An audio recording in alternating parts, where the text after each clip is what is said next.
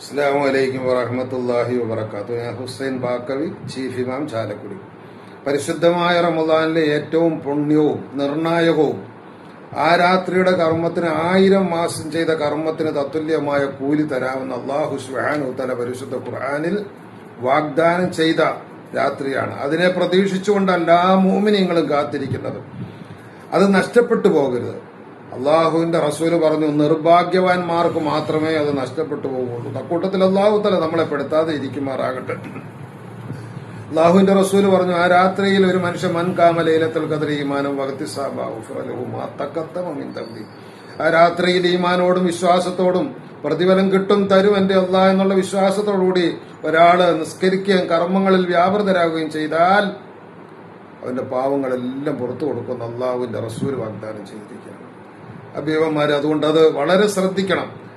ഈ രാത്രിയിൽ ഏറ്റവും ഈ പരിശുദ്ധമായ റമദാൻ നമുക്ക് നഷ്ടപ്പെട്ടു പോകാതിരിക്കാൻ, അതിന്റെ ഫضല് ശ്രേഷ്ഠത കിട്ടാൻ കുറഞ്ഞത് എന്ത് ചെയ്യണമെന്ന് പണ്ഡിതന്മാര് നമ്മളെ പഠിപ്പിക്കുന്നു. മൻസല്ലൽ ഇശാ ബി ജമാഅത്തിൻ, ഒരാൾ ഇശാ നിസ്കാരം ജമാഅത്തായിട്ട് നിസ്കരിക്കുക. എന്നിട്ടോ വസല്ല തറാവിഹ അതിനോടടുത്ത് തന്നെ ജമാഅത്തായിട്ട് നിസ്കരിച്ചു. അങ്ങനെ നിസ്കരിച്ച ഫൈൻ മന്നല്ലാഹു അലൈഹി, ഇതിന് നിങ്ങൾക്ക് അല്ലാഹു തആല അനുഗ്രഹം ചെയ്താൽ നീ തഹജ്ജുദും നിസ്കരിക്കണം.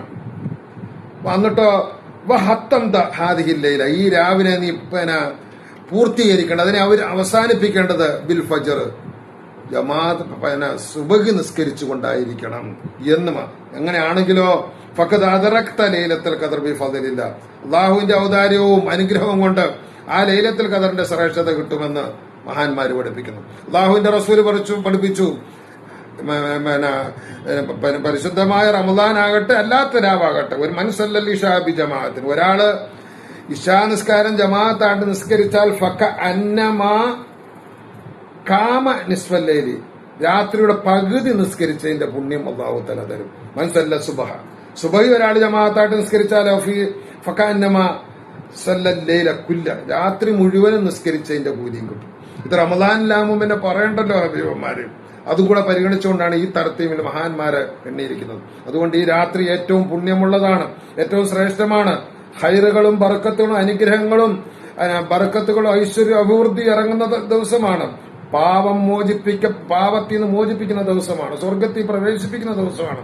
നരകത്തിൽ നിന്ന് മോചിപ്പിക്കുന്ന ദിവസമാണ്. അതുപോലെ തന്നെ എല്ലാ ഭൗതികവും ആത്മീയവുമായ വിധിവിലക്കുകൾ അതിന്റെ നിർണായകമായി അതിനെ നിർണയിക്കുന്ന രാത്രിയും കൂടെയാണ്.